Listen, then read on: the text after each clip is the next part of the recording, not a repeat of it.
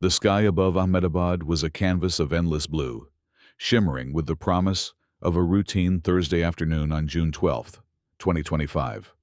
For the 241 souls aboard Air India, Flight 171, the Boeing 787 Dreamliner bound for London, was more than just a plane. It was a vessel carrying dreams, ambitions, and the quiet anticipation of reunions. Families waved goodbye from the terminal. Business travelers tucked laptops into carry-ons, and students clutched passports for journeys abroad. At 1:33 p.m., the aircraft roared down the runway of Sardar Vallabhbhai Patel International Airport, its sleek carbon fiber wings gleaming under the Indian sun. The world felt steady, predictable, alive with possibility. But 30 seconds after liftoff, at precisely 1:38 p.m., that world shattered. A thunderous crash echoed through the city as the plane plummeted into a medical college hostel, erupting into a fireball that painted the sky with plumes of black smoke. The impact claimed 274 lives, 241 passengers and crew, 33 innocents on the ground, leaving behind a single, miraculous survivor. The tragedy of Flight 171 didn't just break hearts. It sent shockwaves through the aviation world, raising haunting questions. What went wrong? Could it happen again? And why did a marvel of modern engineering betray the trust of those aboard? In those fleeting moments before disaster, the passengers aboard Flight 171 were unaware of the catastrophe unfolding.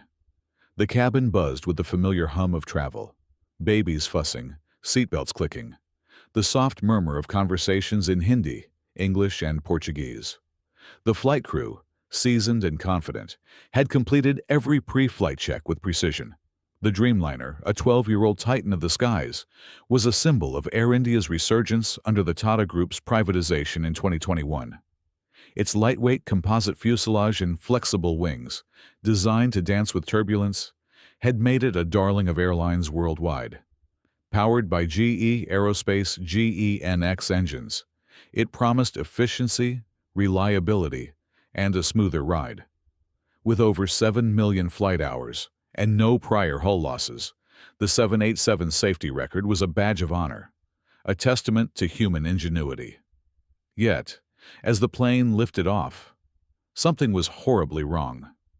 Eyewitnesses on the ground, ground crew, airport staff, and locals sipping chai at nearby stalls noticed the wings. They weren't flexing as they should, their graceful bend absent as the plane struggled to climb. It was a subtle clue, one that would later become the linchpin of a global investigation. But in that moment, it was just a fleeting oddity before the sky turned to fire. The crash itself was a scene of apocalyptic horror.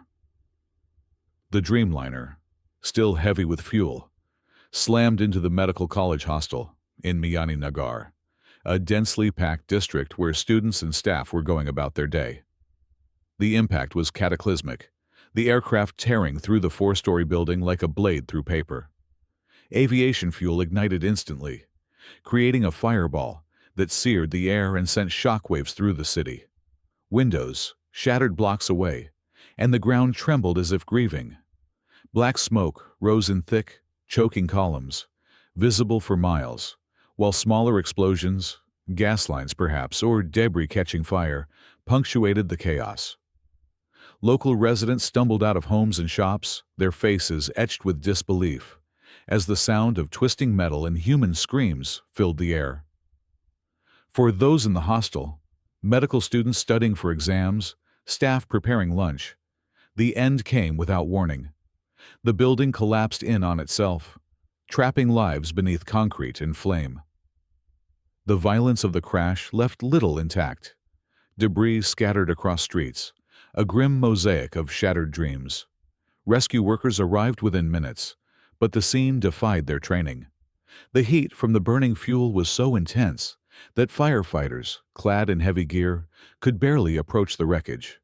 Water cannons hissed uselessly against flames fed by monsoon humidity and unpredictable winds. Police cordoned off streets as ambulances wailed, their sirens drowned out by the roar of the inferno. Doctors and nurses from nearby hospitals, some still in scrubs, ran to the site, setting up triage areas in the streets. But there were almost no survivors to treat. The crash's ferocity had consumed nearly everything, leaving behind a landscape of ash and sorrow. As night fell, floodlights cast an eerie glow over the wreckage, illuminating the silhouettes of rescuers combing through the rubble. By Friday evening, the grim tally began to emerge. 274 lives lost, including 33 on the ground. The numbers were staggering, each one a story cut short. A parent, a dreamer, a friend. Yet, amid this devastation, a single voice called out from the ruins, a faint cry that would become a beacon of hope. Vishwas Kumar Ramesh, a 23-year-old software engineer seated in 11A, was that voice. Trapped beneath a twisted section of the fuselage, he clung to life, despite severe burns and a shattered pelvis. His seat, near the left-wing root, had somehow remained partially intact, a fragile pocket in the chaos. When rescuers heard his cries, they worked frantically, pulling away debris to reach him. Conscious and trembling, Ramesh identified himself as a passenger, his voice a thread of defiance against the odds. He had been en route to London for his first international job interview, a milestone that symbolized his leap toward a brighter future. In a hospital bed days later, his voice weak but resolute, he recounted the terror of those final moments, the sudden drop, the screams, the way the cabin seemed to crumple around him. The door near his seat had torn away, offering a narrow escape from the flames. His survival was nothing short of a miracle, a story that captivated a grieving world. Flowers and cards poured into his hospital room, messages from strangers who saw in him a symbol of resilience, a reminder that even in the darkest moments, life could endure. The world watched, hearts heavy, as Ahmedabad mourned. Social media became a tapestry of grief and solidarity, with hashtags like Pray for Ahmedabad and Justice for AI 171 trending across India and beyond. People shared photos of loved ones lost, students, parents, professionals, each post a plea for answers. Makeshift memorials sprang up in city squares, adorned with candles, flowers, and handwritten notes. The tragedy wasn't just India's. It was global. Among the passengers were 53 British citizens, 7 Portuguese nationals, and 1 Canadian, their stories weaving a tapestry of shared humanity. In London, Prime Minister Rishi Sunak lowered flags to half-mast, his voice breaking, as he called it, a day of profound sorrow. The British royal family paused during the Trooping the Color ceremony, black armbands a silent tribute. In Ahmedabad, the air was thick with the scent of smoke and loss, but also with the quiet strength of a community coming together, determined to honor the fallen by seeking truth. Investigators descended on the crash site, with a mission as urgent as it was complex. India's Aircraft Accident Investigation Bureau, joined by experts from the U.S. National Transportation Safety Board and the UK's Air Accidents Investigation Branch, faced a wreckage field that was both a puzzle and a wound. The black boxes, the flight data recorder and cockpit voice recorder, were their first priority. Miraculously, both were found within a day, though battered and scorched. Packed in protective containers, they were rushed to labs in New Delhi, carrying the secrets of those final 30 seconds. At the site, investigators gridded the debris, photographing each fragment before it was moved. They interviewed witnesses, ground crew, who saw the rigid wings, controllers, who heard the single, desperate Mayday call. That call, brief and haunting, offered no details, only a cry for help cut short by silence. The timeline was agonizingly brief, from takeoff to impact, barely 5 minutes. The emergency itself, less than a minute. Whatever had gone wrong had been swift, merciless, and incomprehensible. The Boeing 787. Dreamliner, once a beacon of innovation, now lay in ruins, its reputation on trial. Its composite materials and flexible wings were engineering marvels, but something had failed. Eyewitnesses' accounts of the rigid wings pointed to a chilling possibility. The flaps, critical for lift during takeoff, might have retracted too early. Flaps are the wing's secret weapon, extending to give the plane the lift it needs at low speeds.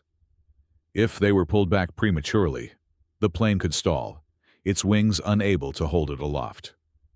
Investigators zeroed in on this theory, poring over maintenance records and the flap system's intricate mechanics. The Dreamliner's safeguards, redundant torque motors, position sensors, were designed to prevent such failures. Yet a month earlier, the left wing's flap actuator had been serviced, with delays in quality control due to parts shortages. Could a faulty repair, a misread sensor, or a human error have set the stage for disaster? The world held its breath, waiting for answers that would explain why a routine flight became a global tragedy. The streets of Ahmedabad were cloaked in a heavy silence, broken only by the distant wail of sirens and the soft murmur of prayers. The wreckage of Air India, Flight 171, lay scattered across Miyani Nagar, a grim reminder of the lives lost in an instant. As the sun dipped below the horizon, casting long shadows over the twisted remains, the city seemed to hold its breath, waiting for answers. The crash wasn't just a tragedy. It was a wound that demanded truth. Investigators, their faces etched with determination, sifted through the debris under floodlights, each fragment a clue to the puzzle of why a Boeing 787 Dreamliner, a marvel of modern aviation, had fallen from the sky just 30 seconds after takeoff. The world watched, hearts aching for the 274 souls lost, while the story of Vishwas Kumar Ramesh, the sole survivor, flickered like a candle in the darkness. His survival was a miracle, but it was the mystery of the crash that gripped the globe, pulling everyone into its orbit. Families, experts, and strangers united by a shared need to understand. The investigation was a race against time, not just to find answers but to restore faith in the skies. India's Aircraft Accident Investigation Bureau, bolstered by international experts, worked with a precision born of urgency. The black boxes, recovered from the wreckage's southeast quadrant, were now in New Delhi, their data being carefully extracted. The cockpit voice recorder held the final words of the crew, a single, urgent mayday call, followed by silence that spoke louder than any explanation. The flight data recorder, meanwhile, was a digital diary of the plane's final moments, its sensors capturing every movement, every command. Investigators pored over this data, their screens glowing late into the night, searching for the moment when routine turned to catastrophe. Eyewitness accounts kept circling back to the wings, rigid and unyielding as the plane struggled to climb. This wasn't the graceful flex of a Dreamliner, designed to bend with the wind.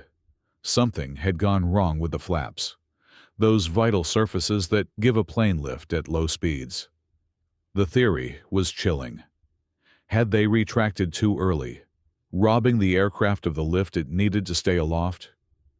The flap system became the investigation's heart, a tangle of hydraulic lines, torque motors, and sensors that should have been foolproof. The 787's design was a fortress of redundancy, with safeguards to catch errors before they became disasters. Yet the maintenance records told a troubling story. Just a month before, the left wing's flap actuator had been serviced, but parts shortages delayed quality control checks. Could a faulty component, a rushed repair, or a miscalibrated sensor have slipped through the cracks? Investigators traced the supply chain, questioning whether the replacement parts met Boeing's exacting standards. They interviewed maintenance crews, their voices heavy with the weight of scrutiny, searching for any anomaly. A forgotten step, a missed warning. The Dreamliner's cockpit displays, meant to alert pilots to misconfigurations, should have screamed warnings if the flaps were retracted prematurely. But the silence after that Mayday call suggested the pilots had no time, no chance to react. The timeline was merciless. From liftoff to impact, less than a minute. In Ahmedabad, grief was a living thing, wrapping the city in its embrace. At a hotel near the airport, Air India's Family Assistance Center became a sanctuary of sorrow. Parents clutched photos of children who'd boarded the flight for studies or jobs abroad. Spouses stared at phones, hoping for impossible news. Children, too young to grasp the finality, clung to their parents' hands. The identification process was a slow, agonizing ordeal. The fire's intensity left many victims unrecognizable, forcing reliance on DNA, dental records, and personal effects. Families waited, their pain stretched across days, as forensic teams worked tirelessly. Cultural traditions, like cremation within 24 hours, were impossible to honor, and religious leaders stepped in, offering solace through modified rituals. Social media became a lifeline, with hashtag Pray for Ahmedabad trending, as strangers shared stories of the lost. A medical student, a father, a dreamer. In city squares, candles glowed beside flowers and handwritten notes, a testament to a community united in mourning. Vishwash Kumar Romesh, recovering in a hospital bed, became a symbol of hope amid the darkness. His story spread, a whisper of light in a narrative of loss. Journalists crowded his room, drawn to the 23-year-old who defied death. His voice, though weak, carried the weight of survival. He spoke of the sudden drop, the screams, the way the fuselage crumpled but spared him. The door near his seat had torn away, a fluke that saved his life. His burns and fractures were severe, but doctors were optimistic, predicting a long but full recovery. Cards and flowers piled up, sent by people he'd never met, their messages a chorus of resilience. Romesh, a software engineer chasing his first big break in London, embodied the dreams that Flight 171 had carried. His survival wasn't just a miracle. It was a reminder of the fragility and strength of the human spirit, a story that gave the world something to hold on to. Air India and the Tata Group faced a crisis that went beyond the human toll. The airline, reborn as a modern carrier, now stood at a crossroads. Its leadership moved swiftly, announcing 1 crore rupees, about $120,000, for each victim's family and covering Romesh's medical costs.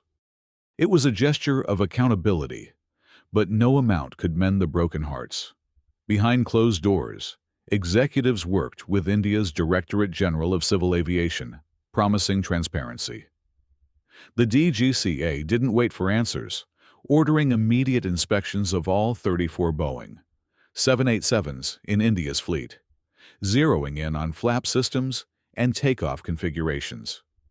Aviation Minister Ram Mohan Naidu called the measures precautionary, but the urgency was clear.